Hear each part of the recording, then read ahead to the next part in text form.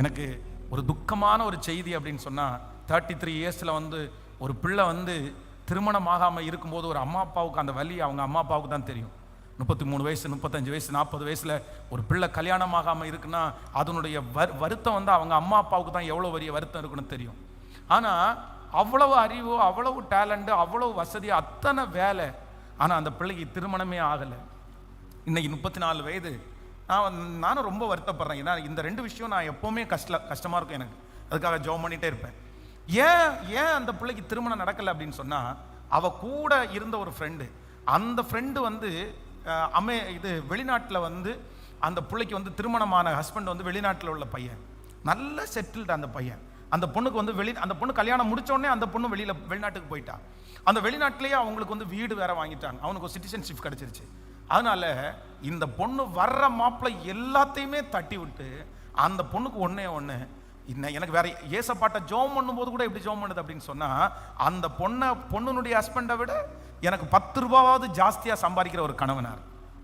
அந்த பொண்ணு வந்து இந்த கண்ட்ரிக்கு போயிருக்கிறேன், நான் அவளை விட பெஸ்ட் கண்ட்ரிக்கு நான் போகணும். அப்போ போட்டி கல்யாணத்துக்கு இன்னைக்கு வரைக்கும் எல்லா மாப்பிள்ளையும் தடுக்கிறதுக்கு என்ன காரணம் அப்படின்னு சொன்னா, அவளை விட நான் ஒரு படி மேலே இருக்கணும், அவளை விட நான் ஒரு படி மேலே இருக்கணும், அவளை விட. ஏன்னா அவங்க வந்து ஸ்கூலில் அந்த பிள்ளை ஃபஸ்ட்டு, இந்த பொண்ணு வந்து அவ்வளோ படிக்காத பிள்ளை, இவன் வந்து ரொம்ப லோவாக படிக்கிறவா, ஃபெயில் ஆகிறவா. இவளுக்கு வந்து ரொம்ப நல்ல வாழ்க்கை அமைஞ்சிருச்சு. அந்த வாழ்க்கையில் எவ்வளோ கஷ்டம் இருக்குன்னு சொல்லிட்டு நம்ம என்ன வெளியில் வந்து அந்த வாழ்க்கையில் இருக்கிற கஷ்டத்தை சொல்ல போகிறோமா, நல்லதை சொல்ல போகிறோமா? நல்லதை மட்டும் தான் சொல்லுவோம், கஷ்டத்தை சொல்ல மாட்டோம். அந்த பாப்பா என்ன கஷ்டப்படுறாங்கன்னு நமக்கு தெரியாது. ஆனால் இந்த பிள்ளைக்கு அந்த பிள்ளையோட போட்டி, அவளை விட எனக்கு வந்து 1 ரூபாய் சம்பளம் ஜாஸ்தியாக வேணும், அவளை விட என்னுடைய கணவனார் அழகாக இருக்கணும், அவளை விட எனக்கு வந்து நான் வந்து ஒரு நல்ல கண்ட்ரிக்கு போகணும். இப்படியே தடுத்து இன்னைக்கு 33 இயர்ஸ் தாண்டிருச்சு. என்ன பண்ணுவீங்க? இப்போ வீட்டில் ப்ரெஷர் பண்ணுறாங்க, யாரையாவது ஒருத்தரை ஒழுங்காக கல்யாணம் பண்ணிட்டு போ அப்படின்னு சொல்லி திட்டுறாங்க. இனி இப்போ அழுது என்ன பிரயோஜனம், வருத்தப்பட்டு என்ன பிரயோஜனம்? ஏன் அப்படின்னு சொன்னால், ஆண்டவருடைய பிள்ளைகளே, இன்னொருத்தரை விட நீங்கள் நல்லா வர வேண்டாம்னு சொல்லலை.